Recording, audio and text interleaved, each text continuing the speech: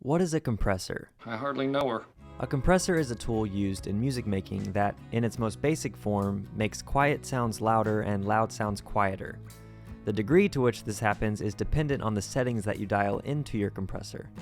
This is an incredibly important tool for many different kinds of sounds and instruments, but today we're going to talk about how to use a compressor pedal for an electric guitar.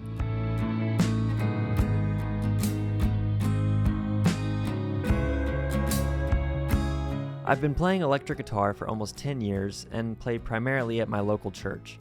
Throughout my years of playing, I have developed a nice array of electric guitar pedals, and every now and then I get asked which one is the most important. Each one of my pedals does a unique thing that adds interest to my sound, but there's one pedal at the root of it all. The first pedal in my signal chain is my compressor. I use a JHS 3 series. Not only is it the first pedal in my chain, but one of the first pedals I ever got was a compressor.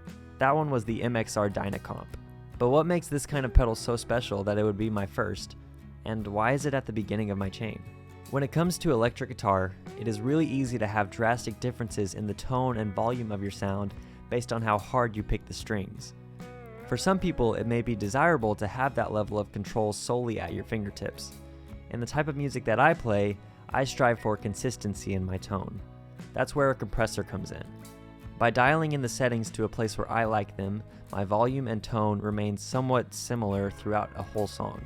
While there are many different kinds of this type of pedal, each one is going to have similar settings. So in my opinion, you don't need an expensive compressor.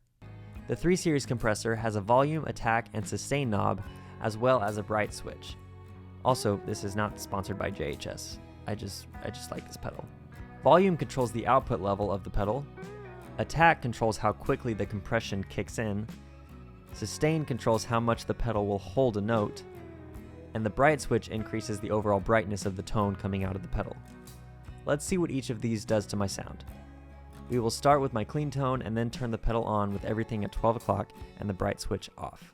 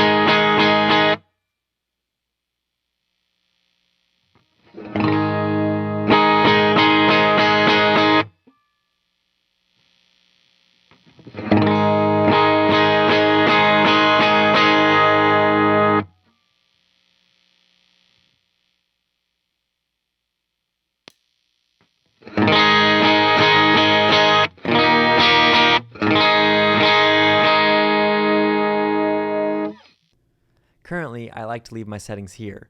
I keep the volume knob at unity or consistent to the volume of my guitar when the pedal is off as it comes through the amp. I keep my attack around 1 o'clock and my sustain a bit higher than that. I like having sustain, but too much can make the guitar hum louder, so I tried to not keep it too high. I also keep the bright switch off because in my experience, a warmer tone usually sits in the mix better at my church. If you get your hands on a compressor pedal, I would encourage you to try different settings until you find a sound you like, because each guitar and guitar player will most likely need different compression settings. Now, why do I put it first in my chain? My intention in doing this is to provide a steady volume and tone to everything else on my pedal board. While I do value some dynamic ability from my actual playing, I care more about sending a consistent signal to my effects pedals and amp.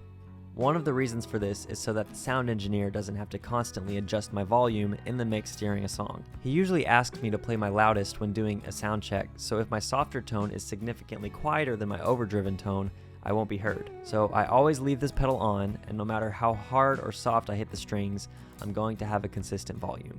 I will say, the settings I've shown and how I use this pedal is just my preference, and again, I encourage you to use compression however you like. Overall, compression is a very important tool for a church guitar player. No matter the settings you use, having a more consistent volume can be beneficial to your sound. If you have any questions about compressor pedals, please leave them in the comments below.